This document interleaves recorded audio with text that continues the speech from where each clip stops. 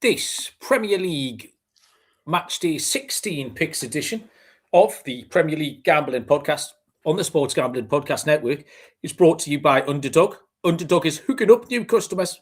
Play just $5, get $100 in bonus funds. Sign up with the code PLGP.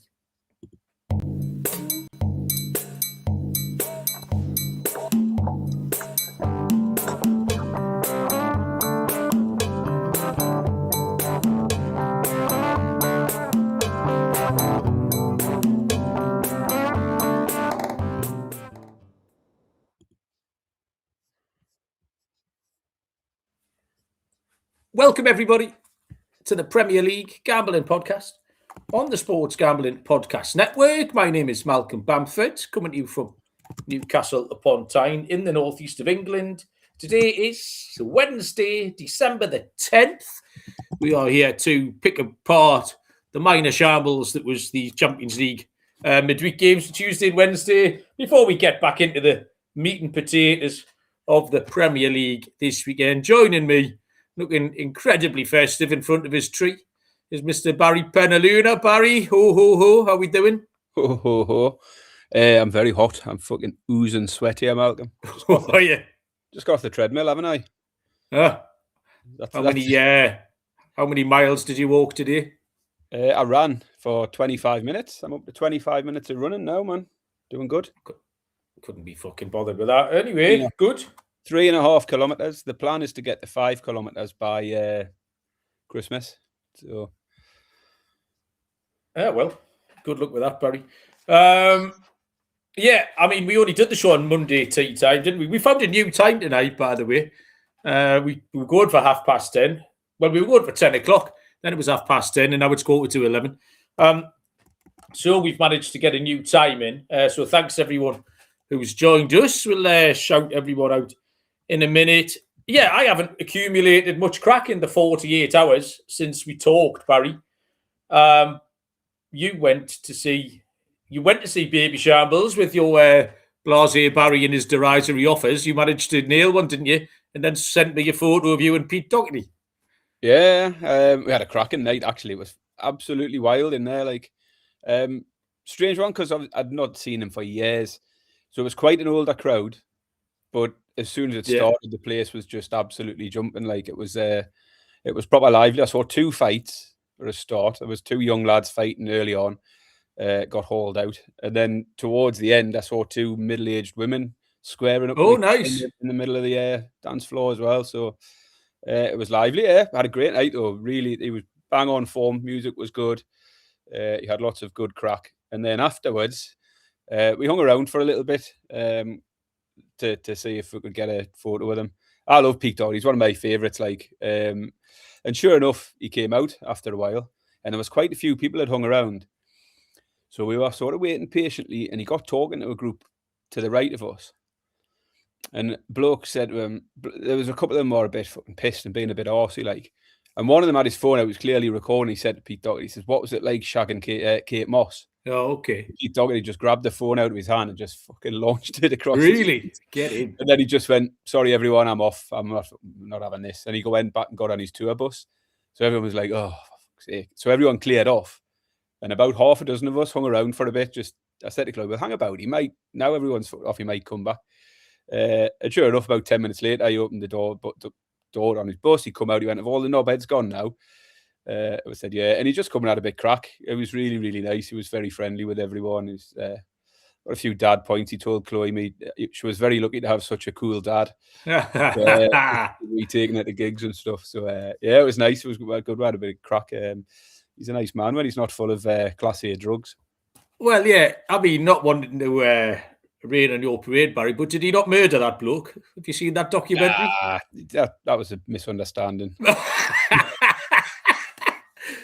Sort of a spot of light murder, Barry, between friends. You know what I mean? He never got arrested for it. Can't prove a thing, can the Baz? That bloke threw himself off that balcony, didn't he? There's definitely question marks over that.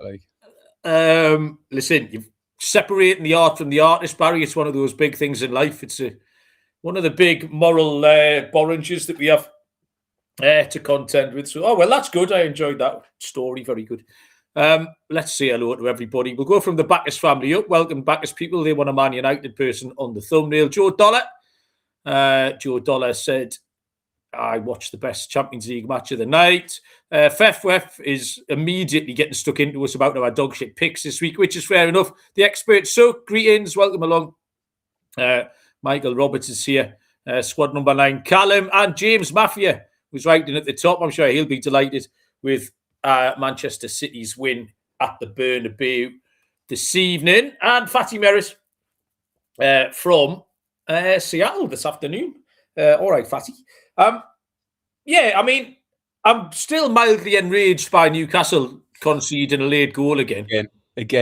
Fucking hell, man. We played really well as well. We could have had 4 or 5 in that second half. I was really impressed with how we come out second half because we didn't start well.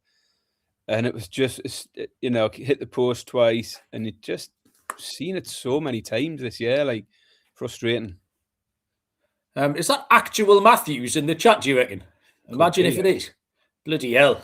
Good if it is. Yeah, so I've done the Arsenal game. Yeah, back on Newcastle. Just fucking annoying. Because we were great. Like, you've just got to go in. And that point was no good. If we were on 9. If we got to 12, then possibly 15 after PSV. That was important. A point was no good either. You might as well have just got beat. So I feel like we fucking spunked it. So that was annoying. I've done the Arsenal game on commentary tonight, which was incredibly straightforward. They scored a couple of good goals. They scored 3 very good goals. Actually, Madueke got a couple in Martinelli. Both scored a couple of worldies. I did the Bayern Munich Sporting game. But, Barry, the big news is my commentary career is at a bit of a crossroads on Sunday lunchtime. I told you this the other day. You make yourself available on certain days and what have you. And I just do it both willy and nilly. And I made myself available for Sunday, and I was allocated Crystal Palace against Manchester City. However, it then came to pass that it clashed with the Newcastle Sunderland derby. So I messaged the bloke. I said, listen, mate. I said, I've done a boo-boo. I said, I made myself available. You've given me the Palace game, but I want to watch the derby. He messaged me back and said, no problem. I've switched the games for you. So I'm now commentating on Sunderland Newcastle. My point was I wanted the day off. I wanted to not do a game because I'm not entirely sure, Barry, as you know. I can't be trusted in many situations, can I? I certainly can't be trusted with the microphone in my hand for Sunderland v Newcastle. So I'm going to have to attempt to keep the Adam Johnson paedophile jokes down to a bare minimum, at least. So that could be the end of my budding commentary career. It is actual Matthews. All right, Kev. Nice to see you. The shmoo. So that was that. I've got a hot take, Barry. Do you want my hot take? Yeah. All foreign football teams are shit. I've watched all the football the last 2 nights, and they're all fucking rubbish. No one's doing it properly. It's so half-arsed and fucking femmer and weak and fragile and flimsy. They're all bullshit. You never see a team that plays like a Prem team. None of those teams. Liverpool there, Malcolm. Oh, fuck me. Well, Inter Milan were one of the teams that started me off on this trend. Because I'm not going to be churlish. That's a great result for Liverpool under the circumstances as well, when the whole world was hate-watching, waiting for something shambolic to happen. And they won 1-0, and it's a great result. But fucking hell, Inter Milan were dog shit. And then you look at the team, and it's people like Henrik Mkhitaryan. If he was playing in this country now, he'd be playing for Norwich. Like Callan Oglu, he'd be playing for Derby. And I'm not having it. And I watch Munich, and I watch Lisbon, and I watched Bruges tonight. All right, Bruges, Atalanta, and fucking... They're all shit, Barry. Like, so that's the hot take. Not what Real Madrid, not one of them would finish in the top 14 of the Premier League. That's my hot take for tonight. So have that, young people. Right. Barry, do you have anything else to add before I will read some adverts out, and then we can ever so briefly... I was going to say... We will have to touch on this week's picks, won't we? We do. We haven't got time, Baz. It's a full slate, mate. We've got to crack on. Fefwef already called us out, so we've got to. Yeah, you're right. Like Fefwef, if you are there, remind us of our bet that we had, because I can't remember what it was. And there was calls the other day for the Betfred early payout. Get access to all of our free picks and podcasts in one convenient place. The SGPN app. Download for free in your app store. Just type in SGPN. Yeah, picks-wise, I've blanked because all foreign football teams are rubbish, as Justice. So what you meant to do, do you know what I mean? How you meant to pick him? Dortmund, first half goals. They got one early on.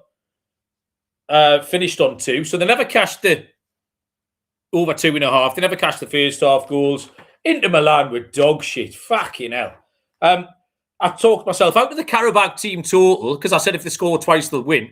Well, they scored twice. They'd lost 4-2 to Ajax. And then Benfica beat Napoli, which was just miles away. Absolutely miles away. So that was me, Baz. You were pretty much in the same area as me, weren't you? I was dog shit. Yeah, three winners. I was going to say 3 winners from 3, 3 losers from 3. I took the Barcelona handicap. I had Dortmund to score 3. They only got 2, and the other one was Karabakh as well. So yeah, really, really poor week. Topped off by Newcastle blobbing it in the last minute as well, just to finalise the shit midweek fixture. It doesn't get an awful lot easier with these Premier League games. Some of them left me entirely scratching my head, but we said last week, I mean, the league's so tight, and the teams you can normally rely on, whether they're absolute shite or quite good, at either end of the table, you can't kind of rely on any of them. But we'll do our best, Baz. We'll pick some winners. I'm going to tell you about, we've got a new sponsor, haven't we, Baz? Kalshi, a real money prediction market, legal in all 50 states. You can trade tons of markets in NFL, college football, college basketball, NBA, NHL. You can trade props like first touchdowns, tons of other markets, including politics, entertainment, even the weather. New Kalshi customers get $20 when they use promo code SGPN. That's Kalshi, Kalshi. Promo code is SGPN. Underdog is your home for pick'em entries. You can earn up to 5,000 times your money. Brand new offer for new customers. Play $5, get $100 in bonus funds. Use the code PLGP. Right. I'll tell you what I've got to mention, Barry. So, hang on. I pressed a button there. I wasn't meant to. Are you still there? I'm here. Oh, okay, right. I I floated the subject last week, Barry, of a massive World Cup bet in installments of like £4 or under. And I was going to go for Paraguay against the USA, but I couldn't pull the trigger, Baz. I looked at it, and Paraguay's form was a bit shit. I've revisited it, and I've got it, Baz. So this is for me and you and all the people in the world. We're all going to put our loose change between now and Tuesday, June the 16th on. So the game is France v Senegal, Barry. And we're taking Senegal double chance at 7-4. So it unbeknownst to you, because me and you sometimes share a little pot of money, Barry. So you're getting involved in this. Already we have, Barry, let me tell you, £4.85 and another £2.70. So that's £7.55 so far. So between now and Tuesday, June the 16th, we want about 800 quid on Senegal double chance. And we want all the listeners to have £800. And we'll sit. It's a great kick-off time. It's 8 o'clock on a Tuesday night. So we can sit here with our 800 quid on Senegal in pennies. So yeah, we're already up, like I say, 7.5 quid. So I suggest everyone gets involved. The bookies won't know what's hit them. They'll think, what the fuck's happened to you? Imagine the big claims of some sort of match fixing claims. Yeah. Thousands of listeners. Globally. That fella in Nepal, if that fella in Nepal's still listening, get on. That'll mess with their minds. Fefwef's spotted a small problem in that it's a shite bet. Well, Fefwef, you're an idiot. I'm not having it. So there you go. Prediction League, get your picks in. Predict Addict, etc. The double game week last week. So Captain Insano, it was a low scoring week. It was horrible. Not many people did well, but Captain Insano won the week. So well done, Captain. Aye. Overall, Barry, I am up to second. 1 point off Chris Swain. My inexorable march to the title continues. Barry, anything to tell the people, or should we make some picks? We should make some picks, shouldn't we? It's getting late. We should. Yeah, it is getting late. It's because you were late. Right, no Friday night game. There is no Saturday lunchtime game. There are 2 3 o'clock kickoffs. on Saturday, starting with Chelsea against Everton. Chelsea are 13-20, minus 153. The draw's 11-4, plus 275. Everton 9-2, plus 450. Really tricky start, Baz. This set us off on the roads to a lot of tricky games. No league win in 3. Defeat in Atalanta. They have failed to beat either Bournemouth or Leeds in the last 2. And they played 5 games against teams in the top 9, 2 wins and 3 defeats. And now, they might win. They could easily win. You get to Saturday tea time and Chelsea won 2-1, whatever. But they're in no way backable at this price. There's no trends. Both teams to score 8 out of 15, so pretty much half. Over and under is pretty much half. 8 out of 15 have gone over, so that's not helpful. And if you look at a Premier League team that are going to make it difficult for you, Everton are right up there. We expressed mild surprise at them being 5th in the table on Saturday night. They have won 4 of the last 5. All 4 wins came with a clean sheet. The head scratcher in there was the 4-1 defeat to Newcastle, but that was an outlier for both teams. I don't entirely know what happened. And if that game was this weekend, you certainly wouldn't handicap it like that.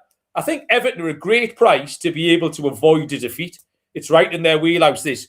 Everton double chance, 6-5, plus 120, Baz. Yeah, I don't mind that. I've gone completely different, but I think Chelsea are hard to support, certainly at this price. Having just gone 4 without a win in all competitions, although, was that now 5? That'll be 5 without a win now, won't it, including tonight? Was that tonight? I'm confused already. I'm lost with what happened today and what happened yesterday. But anyway, yes, 4 in a row without them winning. And you've mentioned Everton. 4 of their last 5, they've won, kept a clean sheet in all 4 of those. And for me, I just thought that the Everton defensive form, them clean sheets in particular, pushes me towards the unders, because Chelsea aren't exactly sort of full of goals at the moment. It is a pick that let us down last week because I took the unders with Everton and they went and hit 3 themselves. But that's rare. It's rare Everton are going to go and run up any kind of score. Chelsea, on the other side, have defensively been okay. 4 clean sheets in their last 7. So I just thought it'd be a low-scoring one. Someone might win it 1-0, or the 1-1 has been mentioned there as well. But either way, I'm going to take the under 2.5 goals at 10-11 here.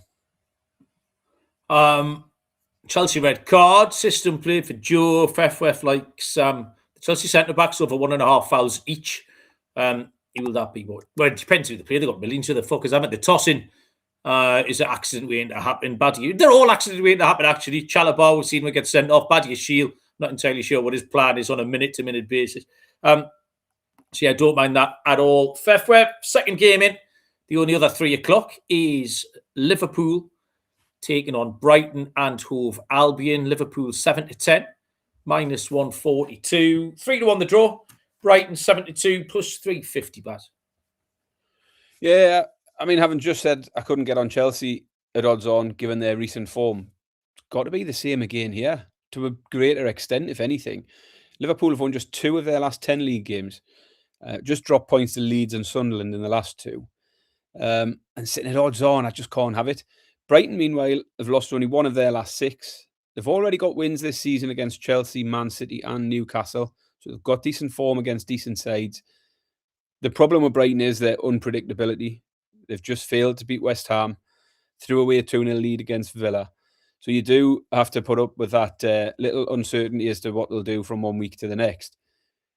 But because of the ridiculous nature of Liverpool at the moment, I think you've got to keep opposing them. I did consider goals. Over 2.5 and both teams to scores around 4-5. But I just thought Brighton's price is too big against a fragile Liverpool side. I'm not bothered about what they did last night because they've done that before in the Champions League this year. They've beaten Real Madrid and then followed that up with shite afterwards. They beat Real Madrid last time and then went on a 3-game losing streak. So, yeah, not bothered about that. Brighton or draw here. Double chance, 11-10. It'll be the pick for me. Steve Gregory comes in hot with the stat that they've lost 3-0 after their past 2 Champions League games. So, yeah, don't mind that. Brighton team total for Joe. We took Leeds team total last week against Liverpool. I don't like taking back-to-back picks. I don't know why. I felt like a bit of a cop-out because the two teams here, I've got no intention of trusting either of them. That was a good result for Liverpool, but I fucking don't care. Brighton are better. I slag Brighton off every week. They're better than Inter Milan. I'll tell you that for absolutely nothing. Inter were terrible. Liverpool are far too short. 1 win in 5, 2 wins in 10. Home record is okay on paper, but that was in better times. That was before this all happened. The atmosphere is going to be a little bit weird. I don't quite know what's going on. Brighton continue to be impossible. 1 point from 2 home games. 3 overs and 3 unders in the last 6. Both teams to score yes 3 times. Both teams to score no 3 times in the last 6. Brighton don't give you any help at all. It's just the same bet as Chelsea Everton. And it's the same bet as the one you've just picked up. Brighton can avoid a defeat here. Brighton on the double chance pass. Give us the first ray gun of the night at 11-10. Plus 110.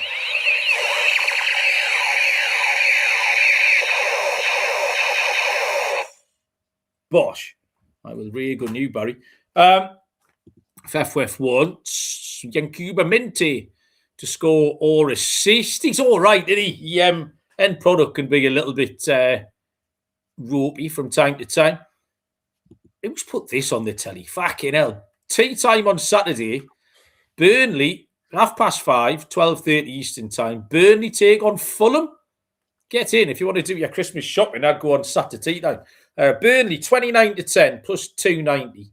The draw, 13-5, plus 260. Fulham, 9-10, minus 111. Stopped very quickly, Barry. One of these teams are able to win a Premier League football match. One of these teams are unable to win a Premier League football match. Therefore, I will take the team who are able to win a Premier League football match, which is Fulham. I still think there's money to be had in Fulham this year. They've blocked the handicap for 2 reasons. A, because they're not going to get enough points. But B, Sunderland are going to win it by about 70. Sunderland got like a 68 point. Sunderland already had about 105 points. Like you couldn't catch them if you wanted to. So that's got in the sea. But Fulham are going to pop up a few times. They played well against Palace. That was a coin toss. They played well against Manchester City. They'll go and win. Fulham 9-10, minus 111, Baz. Yeah, I don't think Fulham are very good. I've not been sold on them at all this season. They've struggled to get any kind of run going all season. Lost 3 of the last 5.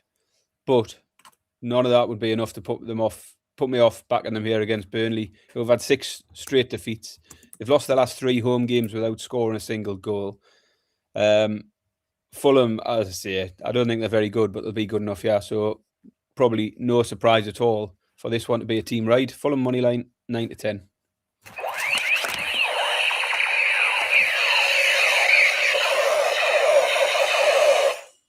Panic then, it got all caught up in the wires, Baz, over here. Did you notice? I did notice, yeah. There was hell on there for a minute. Seemed like you were surprised.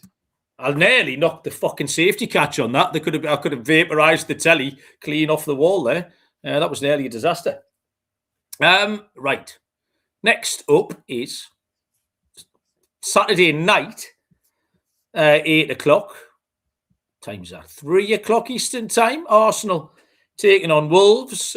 Line movement report. Arsenal this evening have moved in from 1-7, minus 700, to 1-8. Who's fucking backed that? Who's watched them go and win at Bruges and think, do you know what? I think they'll beat Wolves. I'm having a bit of that 1-7. So Arsenal are 1-8, minus 800. What's drifted out then? Fucking hell, everything has.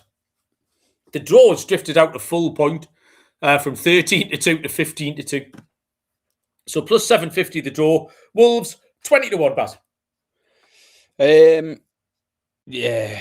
I mean, it's bleak for Wolves, isn't it? 8 league defeats in a row now. 6 of those, 8 without scoring a goal. Certainly doesn't get any easier here.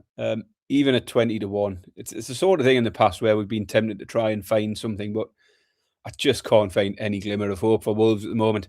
The problem is obviously trying to find a winning pick for Arsenal, because they aren't exactly wiping the floor with anyone. And they've only won 2 of the last 5 games now. Lots of games going under for Arsenal. 7 of the last 10 gone under 2.5 goals. And then you look at the handicaps, you would need to pick them to win by 3. Now, they've done that a few times this season. 3 times they've won by 3 goals, and they have all been in home games. So, potential. But actually, I figured as I was going to take the handicap, the team total is a slightly safer way to play. It keeps the sort of 3-1 on my side, just on the off chance Wolves can find a goal. It seems unlikely. So Arsenal team total, Wolves are porous. They've given up 3 or more goals 8 times already this season. We're not even halfway through the season, and they've given up 3 goals on 8 occasions. That's lots. Arsenal to score 3 or more. Team total over 2.5, 5-6. I was absolutely astonished at how bad Wolves were on Monday night. I haven't kept a close eye on them. I've been aware they've been getting beat. But fucking hell. Like, and even when I saw the team news, I looked at the team news and I thought, who are these people? It looked like a below mid-table championship team. Looked like Blackburn Rovers. And then they started playing and fucking hell, they've got no idea. They're way off it. As it happens, Man United actually let them back in for 10 minutes before half-time, oddly enough, before finally putting it to bed. But Jesus Christ, this can only be one-way traffic. I watched Arsenal tonight, obviously took a bit more of a close-up look at their squad and stuff. And they've got a lot of players coming back. So Jesus came back tonight. Waneri was back. Calafiori was okay. They were still missing most of the defenders. That doesn't matter this weekend. Calafiori, Hincapié, they managed to bring off. Who came on tonight? I'm trying to think. Madueke, sorry. They left Saka on the bench, so they had Jesus to come on. Martinelli was great. They got a ton of options. So I can't see this being a problem. It was hard to pick a bet, is what this one was. And of all people, Joe Dollar might just have picked the same bet as me here, kind of. It's a little bet builder because I had to put a couple of things together just to try and make this workable. Which is both teams to score no, because Wolves will not score. And Arsenal to win by 2 or more. And that's 9-10, minus 111.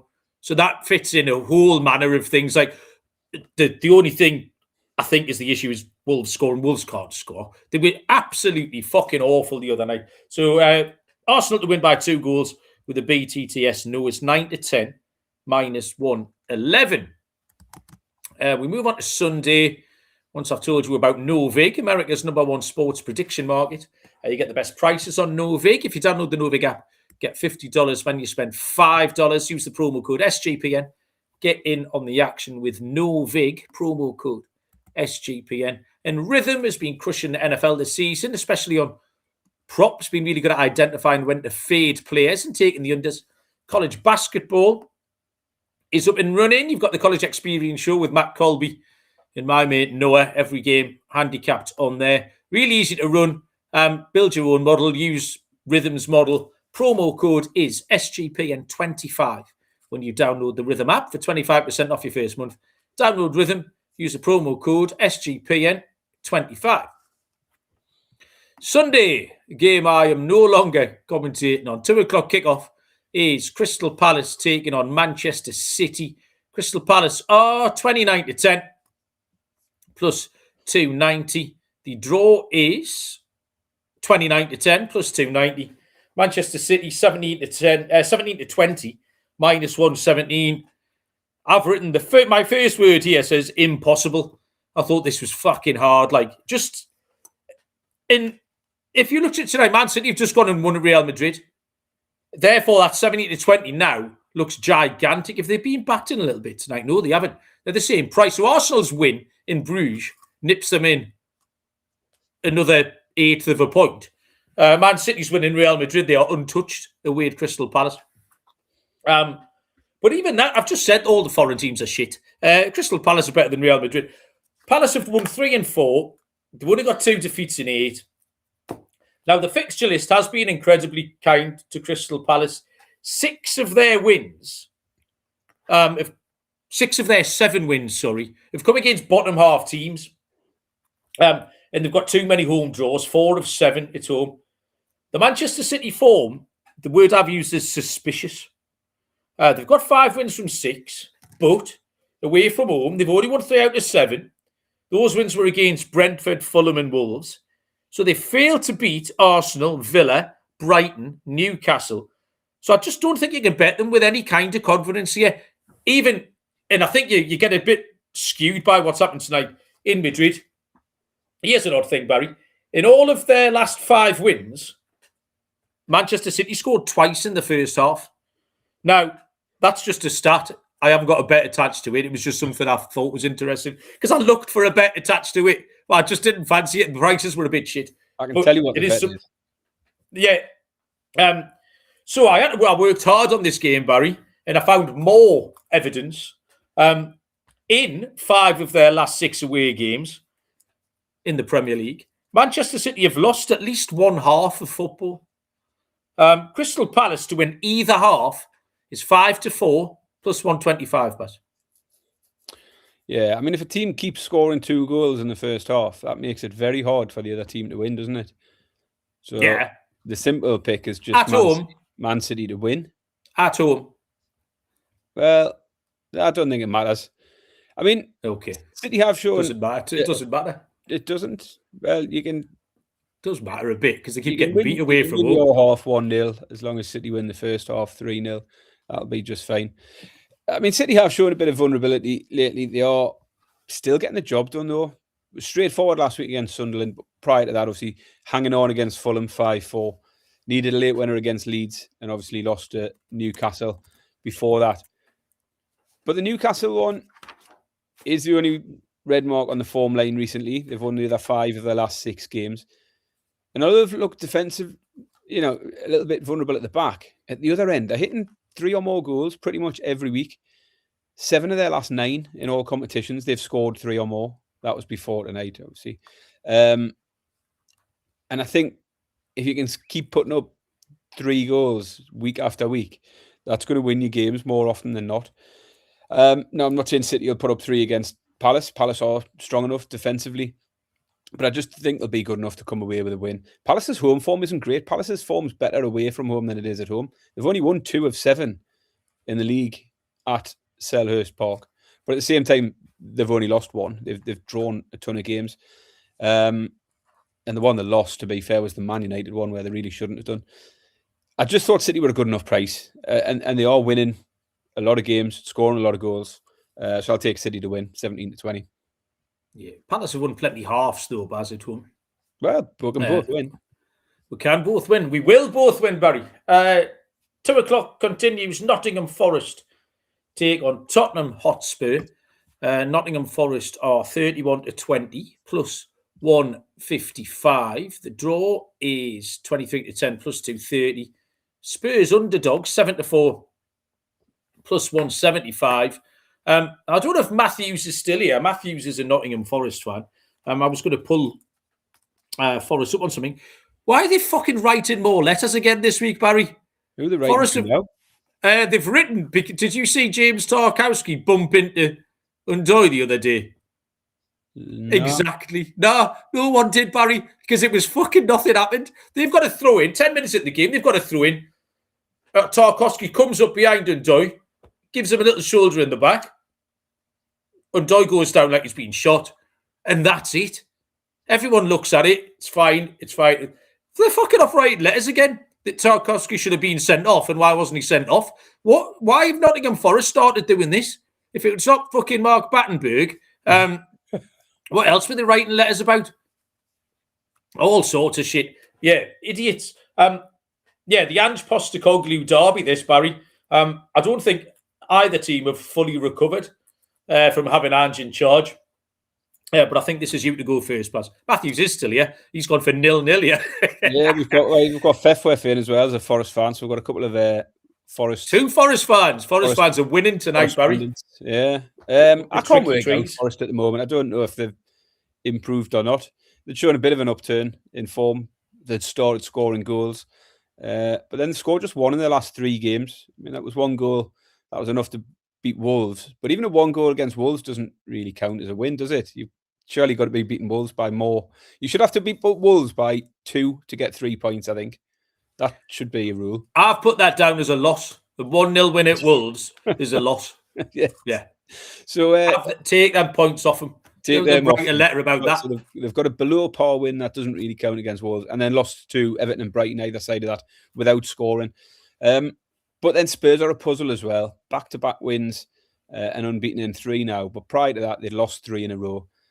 The thing that stood out for me with Spurs lately was goals. 7 of their last 8 went over 2.5 goals. And Spurs themselves have scored 2 or more quite regularly recently. 3 straight games, they've scored 2 or more. And they've not failed to score in the last 8 games now. So they are getting on the score sheet. Even in defeat to PSG the other week, they managed to score 3. I really like the team total for Spurs here. I've no idea what the final score is going to be in this game. But Spurs have scored 2 in 6 of their 7 away league games this year. Spurs are another team whose form seems to be better away from home than it is at home. 6 of 7, they've scored 2 goals on the road. And Spurs being underdogs means I'm getting a really nice price for it as well. 6-4 Spurs team total over 1.5. Yeah, it's not bad because I absolutely abhor my pick on this game. El Carmali, in the meantime, has fucking come bulldozing through with all of the picks. So welcome along, El Carmali. Your picks have been whizzing past so fast I haven't had time to read them out. But Forest, terrible result at Everton. 1 win in 3, which was a loss because it was Wolves. Tottenham's form is okay on paper, but the draw at Newcastle, I was there, they were rubbish. Win v Brentford away, Brentford's away form kind of rules that out. And then the Slavia Prague win's meaningless. But they have won 4 away games in the league. The only reason I'm making this pick is I don't see why these should be underdogs. I think it's a WTF. If I see a WTF, I normally take it. It's a rubbish pick. Tottenham 7-4 on the money line, plus 175. And I've just remembered, for any Premier League gambling podcast completists out there, Matthews, who was in the chat, was the very man who had to watch that kid's glasses while he went to Aldi to buy some own brand Jammy Dodgers. Were they Jammy Dodgers? Can you remember, Baz?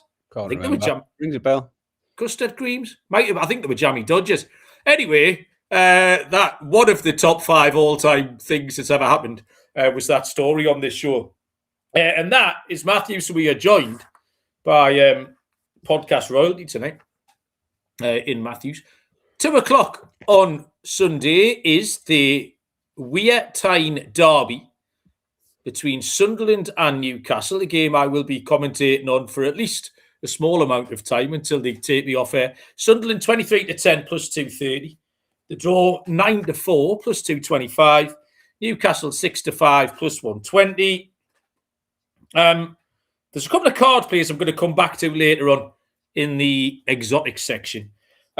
Sunderland have sneakily dropped off without anyone noticing. 1 win in 6. This is the last game before their entire team gets on a plane to AFCON. Was Jammy Dodgers, confirmed. Everyone disappears off to AFCON. They are unbeaten at home, but their 4 wins have come against bottom 7 teams. Newcastle were decent tonight again. 10 points from the last 4 games. The away form is a worry, but our last away game was a 4-1 win at Everton. We're going to smash these great unwashed fuckers up, Barry. Newcastle on the money line, 6-5 plus 120. Yeah, well, last away game was a 2-2 draw at Leverkusen. But in the league. Take a point. But as I say, I thought we played well tonight. Well, certainly second half we did. Didn't play too bad against Marseille as well. But the away form, yeah, it's a bit dodgy. But, I mean, I come into it obviously wanting to back Newcastle and making the case for Newcastle. And then you look at Newcastle's away form, 1 win all season. Sunderland unbeaten all season. What could possibly go wrong? So I'm not going to back Newcastle. Goals for me. Sunderland at home. I've seen both teams to score in 6 of the last 7. They've only managed to keep a clean sheet once all season, Sunderland. That was against Wolves, so that doesn't count as a clean sheet. They did concede 2 in each of the last 2 games at home as well. And Newcastle's away form has been poor, but plenty of goals. 5 in a row away from home for Newcastle have went over 2.5 and both teams to score. So I think this should be a competitive game. I'm going to take the over 2.5 goals. I don't want to tag the both teams to score on it because I still want to cash a winner when we win 3-0. Over 2.5 between Newcastle and Sunderland, 10-11. Fefwef's gone for the under 2.5. Joe Dollar is being ridiculous, so we'll just ignore that. Barry, it's time for the game that has got the nation, nay, the Eastern Hemisphere talking. Approaching 60 minutes, I would say. In kick-off, the score is Malcolm 1, Barry 2. Malcolm is laying siege to Barry's goal in the second half. The ball, Barry, is on square D9, midway inside your half, right-hand side, and it's your turn to play. Did you get your new card off, Betty? Yeah, am I on the right half? Yeah. I'm on the red half, sorry. My red half, yeah. Was in the red, I'm going towards the blue. Is that right? Yeah. Yeah, right of centre, D9. D9, right. We'll go forward 7, diagonally left 3. Didn't you just play that card in your last fucking turn? No, I played the 7-3-4 or 9-3. Well, what's this one? Oh, is this just a 7? It's just a diagonal one. Oh, sorry, diagonally forward. All right, sorry. 7 up and then diagonally 3 to the left. Sorry, Barry, I lashed out then. I thought you were fucking at me. Hey, listen, I apologise. So that takes you into my penalty area. Square G6, like a G6, like a G6. Do you remember that song? But I do, yeah. That was all right, wasn't it? Right, I've got 1, 2, 3, 4, 5. Is that worth a risk, do you reckon? Tell you what I'm going to do here, Baz. I've got to mix it up a bit here. I'm going to go, I'm playing this fucker.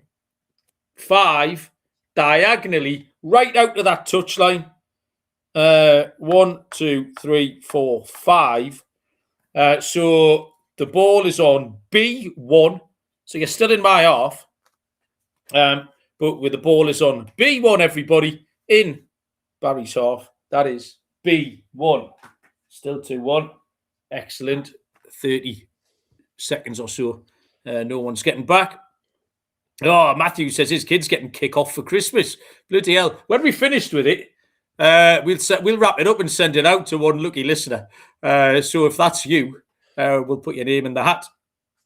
2 o'clock on Sunday carries on with West Ham United taking on Aston Villa. West Ham 13-5 plus 260.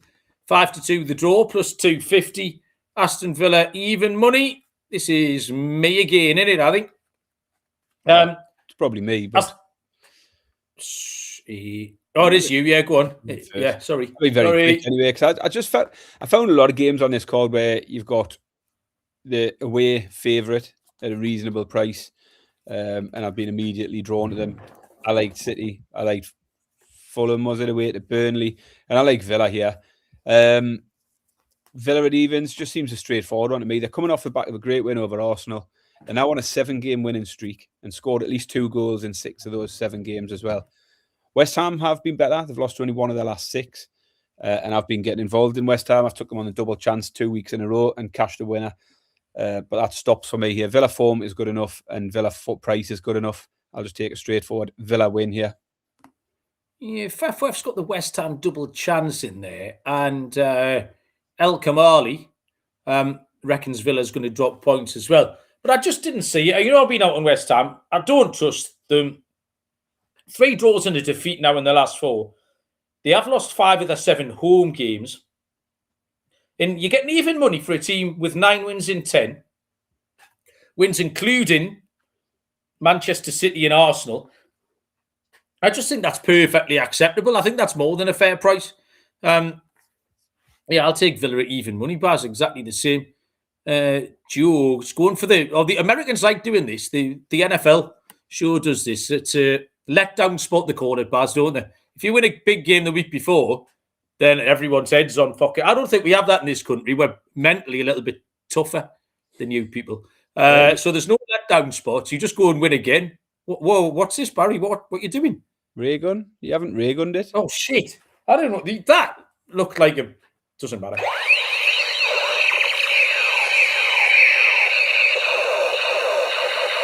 The moment's gone now. You fucking ruined it. You put me off doing that sign that really, Barry, was the universal sign for finger blasted rather than fucking ray gunning anyone. That's what put me off. I thought I'd missed something.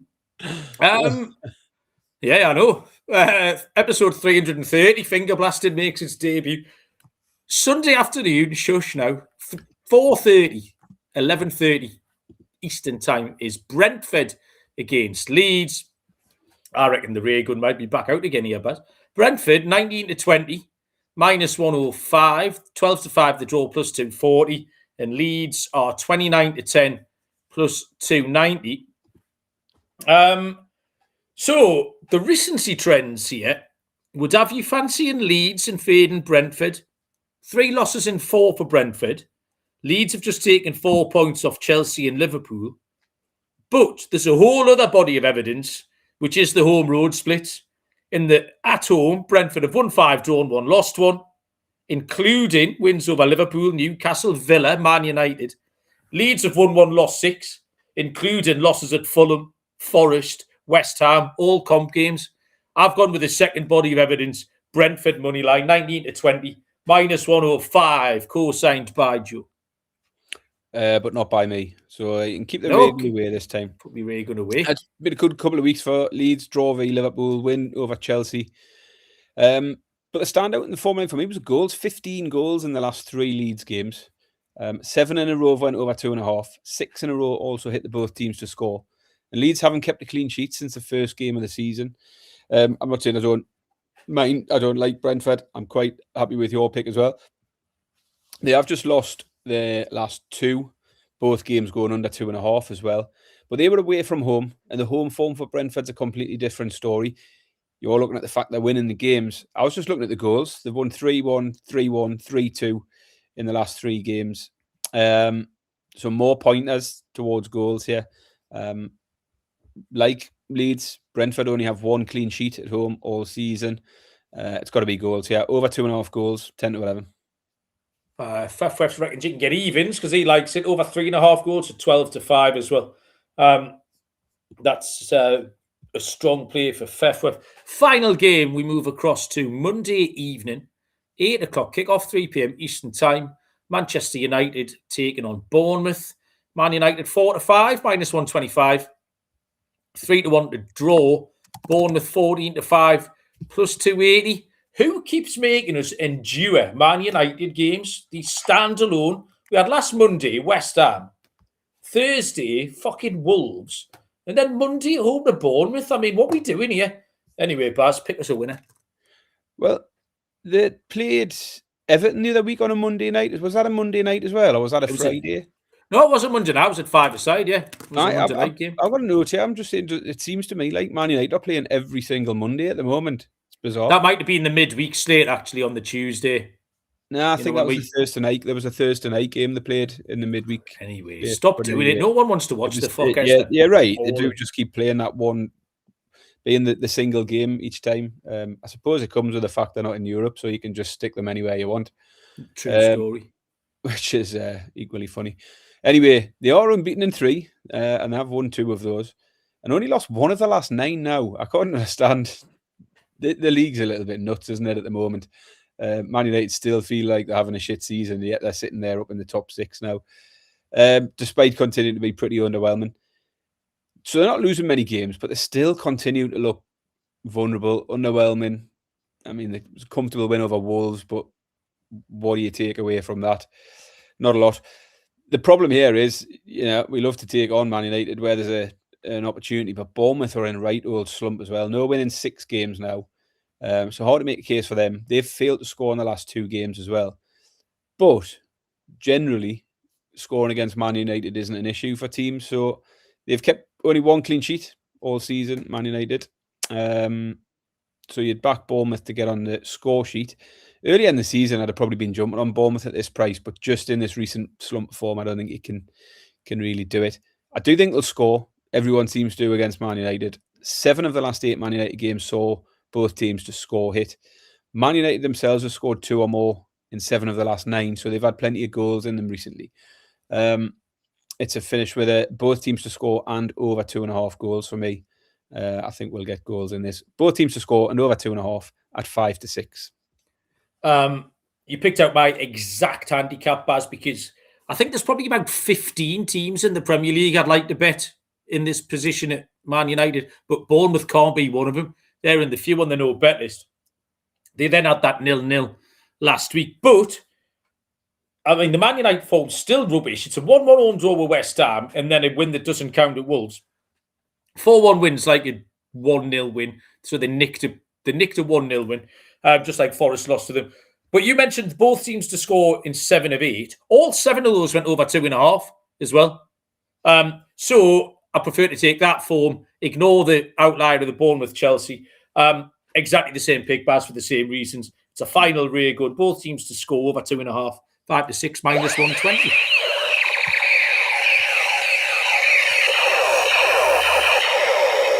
And according to FFF, that's a record. First time we've had 4 ray guns. Is it really? Apparently so. Christ. I'll have to send the IT department down to get some new batteries, Baz, at this rate. Right, okay. 10 games in the hutch, Barry. We will start the exotics. I went back to Dave because he's getting on my tits last week. He was making picks on fixtures that didn't even exist.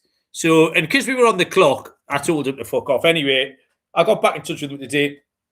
Get to know Dave, Barry. I went pretty route 1. What's the best cake? I asked him. And what did Dave say? Battenberg. Yeah. He went straight route 1, chocolate. You can't argue with it, do you know what I mean? Yeah. Yeah. Thought he might have been trying to be a bit clever with it, you know. Well, that's what I think a lot of people would. A lot of people might say, I like this and that, the other. But you put a bit of chocolate cake in front of them, not many people are going to turn their nose up. So Dave was back with that. I would have said cheesecake, but it's not really a cake. Well, it is a cake, is it? Not really. Jaffa cake, cheesecake. I mean, that's the fucking Venn diagram of cakes that aren't cakes, isn't it? The Jaffa cake, cheesecake. Dave's gone Arsenal -2. It was like pulling teeth getting a pick out of him, by the way. He was talking about this and that. He was giving me shit prices. He wanted to double bet build us up together. I was like, Dave, fucking concentrate. I really, it's like his mind was flying a kite, right? I really had to bring him back. It was a struggle. Anyway, I brought him back. Arsenal -2, 3 to 4, -133. My lock is going to be Fulham away at Burnley at 9 to 10, -111. Dog, there wasn't that many stood out. I didn't want to take, I know I gave Tottenham out as a dog, but actually I preferred Everton at a much bigger price. Like, I gave them out double chance, but 9 to 2, Everton can go beat anyone at the minute. Corned beef pie accumulator is a really simple one. It's a money line double on Fulham and Villa, 14 to 5 plus 280. And I said I would hark back to some yellow cards here. So we've got to go back to the Sunderland Newcastle derby. Sunderland yellow cards. Granit Xhaka will run around acting hard. Well, he's not. So he'll get booked at 15 to 8. Noah Siddiqui is 1 card away from a suspension and is fucking off to AFCON. So he's just going to get booked just to get his suspension in when he's away. So that is like finding money in the street. So you can put Noah Siddiqui in. And I've added in Enzo Lafi because he's a little twerp at 100 to 30. So you put all 3 of them to get booked. 35 to 1. Baz, Xhaka, Siddiqui and Enzo Lafi. And my anytime goal scorer is going to be Harry Wilson from Fulham. He's in good form. I think he scored 2 in his last 3 in the Prem. Scored goals for Wales as well. So 17 to 2 plus 850. 13 to 5 plus 260 anytime for Harry Wilson. Fefwef's nearly as bad as Dave. I can't get a sentence out my mouth without Fefwef just starting to type the opposite. Like, if you employed him to get on my tits, he's doing a very good job. I was thinking the same, though. The yellow card would be wiped off by the time he comes back. Was it last? Did he just have to avoid one last week? Yeah, it gets wiped, doesn't it, after half a season? So it's the end of December or something. The yellow cards are wiped clean. Well, he'll get booked for being a shit Mackham shit then. He's getting booked anyway. Right, that's me. Joe Dollar says carrot cake, which couldn't be more wrong, could it? It's ridiculous. Anyway, Baz, exotics. Lock for me is going to be Villa to beat West Ham at evens. There was a few of those away teams that I liked, so they're the one I've gone for as my look. My dog, I'm going to take Brighton. Brighton have got a live chance against Liverpool. Everyone's got a chance against Liverpool at the minute. Brighton at 7-2. My ACCA is in both teams to score treble. Liverpool v Brighton, Brentford v Leeds, Man United v Bournemouth. Both teams to score in all of those comes in at around about 4-1. And I like my stake and Stilton this week. My stake and Stilton ACCA, it's got two of the teams you've picked in your money line pick. Okay. I'm going for Fulham, Villa, and Man City. All to win by 2 or more. So it's them three even money away teams that I liked, but taking them to win comfortably. 35-1 for Fulham, City, and Villa to win on the handicap, -1.5. So I like that. And scorer, nothing particularly fancy. I like Saka here. Arsenal will run up a score against Wolves. Saka at 6-5 anytime, and 5-1 first or last. Yeah, that's not bad because he didn't start tonight. Yeah. So I imagine he will do it the weekend. Right, okay then, Baz. Solid 56 minutes, which in the circumstances was all right. We had to go tonight. I'm working all weekend. I've got to go to Sunderland tomorrow to some boozer in East Harrington. I'm at Chesley Street Cricket Ground, the Riverside, where Durham play, and England on Friday. And then at the Biscuit Factory on Saturday, which I quite like, is sometimes there's a garden room in there and they've got some proper good exotic plants. I mean, proper good ones. And the bloke lets me in there sometimes. So I'll get in the garden room. So that's me Thursday, Friday, Saturday, before I turn my attentions to the Newcastle Sunderland commentary on Sunday. Baz, you doing anything? Are you telling us what you had for tea, or is Danny spoiled himself by not turning up? I can tell you what I've had for tea. I had a creamy Cajun chicken tonight. It was quite nice. Okay. Served with a bit of rice. Lots of peppers, chicken, Cajun seasoning. I used like a low-fat cream cheese rather than cream because I'm trying to keep the calories down, Yeah, nice touch. A load of spinach as well. Chuck a load of spinach because that's always good to fill anything out in it. And had it with a load of rice. So yeah, very nice. Enjoyed that. Quiet one for me this weekend. No gigs. First time in a while. I'm back on the gigs scene next week down in Birmingham. But yeah, I've got a quiet weekend, which will be a nice one, to be honest. Where are you watching the match? I'll be at home. Nothing extravagant. I don't want to be around other people. No. If I can't be around my people, then I don't want to be around other people. You know what I mean? Like, yeah.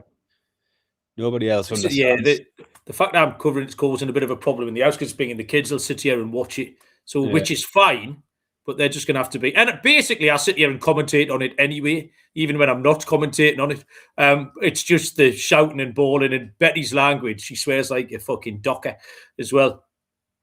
So whether or not they can do a silent 90 minutes, we'll find out. Right, okay then, Baz. I've no idea what's happening next week. It's not Champions League anymore, is it? League Cup?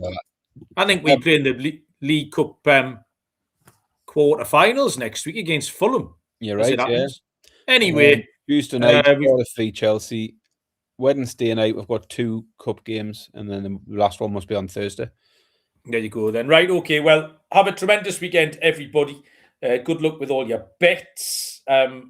Let's all support Newcastle in the battle of good over evil. And we will see you all down the road. Cheers.